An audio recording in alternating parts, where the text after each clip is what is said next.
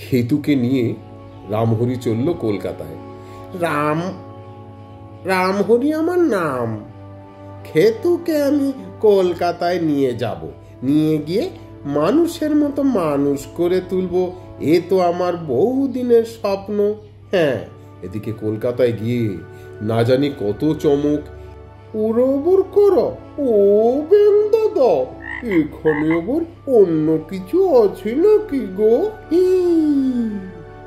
আমার সামনে তোরা এইভাবে একে অপরের সাথে কথা বলিস, তাও আবার আমি থাকতে? চল চল আমার সঙ্গে চরকা কাটা বুড়ির কাছে, সেই চাঁদের ঘরে।